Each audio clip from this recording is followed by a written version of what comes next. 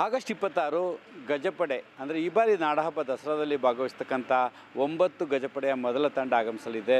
ನಾಳೆ ವೀರನ ಹೊಸಳ್ಳಿಯ ಹೆಬ್ಬಾಗಿಲಿನಲ್ಲಿ ಗಜಪಡೆಗೆ ಪೂಜೆ ಸಲ್ಲಿಸುವ ಮೂಲಕ ಗಜಪಯಣಕ್ಕೆ ಚಾಲನೆ ನೀಡಲಾಗ್ತದೆ. ಆ ಮೂಲಕವಾಗಿ ಈ ಬಾರಿ ದಸರಾಕ್ಕೆ ವಿದ್ಯುಕ್ತ ಚಾಲನೆ ಸಿಗ್ತದೆ. ಅರಮನೆಗೆ ಬರ್ತಕ್ಕಂಥ ಗಜಪಡೆ ಇಲ್ಲಿಂದ ತಾಲೀಮನ್ನು ಆರಂಭಿಸಲಾಗುತ್ತೆ. ಈ ಗಜಪಡೆಯ ತಾಲೀಮಿನ ಜೊತೆಗೆ ಅವರು ಬರ್ತಕ್ಕಂಥ ಕುಟುಂಬಗಳ ಮಾವುತರು ಕಾವಡಿಗಳಿಗೆ ಅರಮನೆ ಮುಂಭಾಗದ ಕೋಡಿ ಸೋಮೇಶ್ವರ ದೇವಾಲಯದ ಬಳಿ ಆ ಒಂದು ಆವರಣದಲ್ಲಿ ಅವಾಗ ಆನೆಗಳಿಗೆ ಒಂದು ಶೆಡ್ಗಳನ್ನು ಮತ್ತು ಮಾವುತರು ಮತ್ತು ಕಾವಾಡಿ ಕುಟುಂಬಕ್ಕೆ ಶೆಡ್ಗಳನ್ನು ನಿರ್ಮಾಣ ಮಾಡಲಾಗ್ತಾ ಇದೆ. ಈ ಮೂಲಕವಾಗಿ ಸುಮಾರು 2 ತಿಂಗಳ ಕಾಲ ಅರಮನೆಯಲ್ಲಿ ವಾಸ್ತವ್ಯವಿರ್ತಕ್ಕಂಥ ಈ ಗಜಪಡೆ ಈ ಬಾರಿ ಜಂಬೂ ಸವಾರಿಗೆ ಒಂದು ಸಿದ್ಧತೆಯನ್ನು ಮಾಡಲಾಗುತ್ತೆ. ಸಿದ್ಧತೆ 2 ತಿಂಗಳ ಕಾಲ ನಡೀತಕ್ಕಂಥ. ಆದರೆ ಈ ಬಾರಿ ಜಂಬೂ ಸವಾರಿ ಬರುವಂಥ ಆನೆ ಯಾವುದು ಅನ್ನೋದು ಇನ್ನೂ ತೀರ್ಮಾನ ಆಗಿಲ್ಲ. ಅಭಿಮನ್ಯುವಿನ ನಿವೃತ್ತಿಯ ನಂತರ ಈಗ 4 ಆನೆಗಳು RSನಲ್ಲಿದ್ದಾವೆ.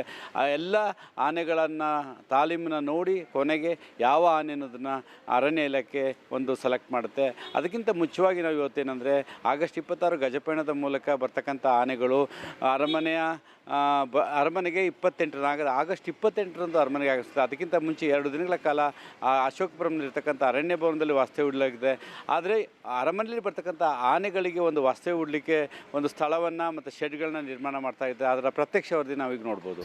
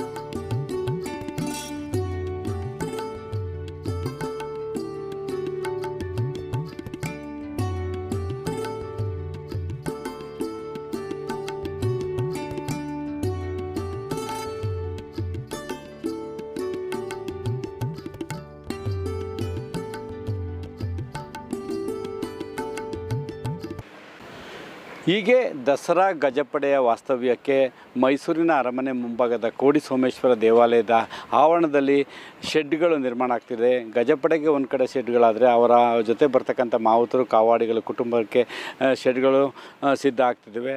ಆ ಮೂಲಕವಾಗಿ 28 ಅಂದರೆ ಆಗಸ್ಟ್ 26ರಂದು ಗಜಪಯಣದ ಮೂಲಕ ಮೈಸೂರಿಗೆ ಆಗಮಿಸ್ತಕ್ಕಂಥ ಗಜಪಡೆ ಆಗಸ್ಟ್ 28ಕ್ಕೆ ಸಾಂಪ್ರದಾಯಿಕ ಸ್ವಾಗತದ ಮೂಲಕ ಅರಮನೆಗೆ ಪ್ರವೇಶ ಮಾಡಲಿವೆ.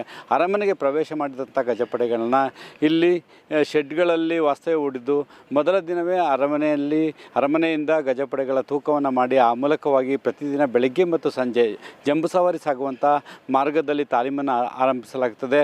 ಆ ನಂತರವಾಗಿ ಅಂತಿಮವಾಗಿ ಸಿಡಿಮದ್ದಿರ ತಾಲೀಮು, ಮರಳುಮೂಟೆ ತಾಲೀಮು ಸೇರಿದಂತೆ ಮರದ ತಾಲೀಮು, ಈ ಎಲ್ಲ ತಾಲೀಮುಗಳ ನಂತರ ಈ ಬಾರಿಯ ಜಂಬೂ ಸವಾರಿಯ ಕ್ಯಾಪ್ಟನ್ ಆಯ್ಕೆಯನ್ನು ಮಾಡಲಾಗ್ತದೆ. ಸಿಟಿ ಭಾರತ್, ಮೈಸೂರು.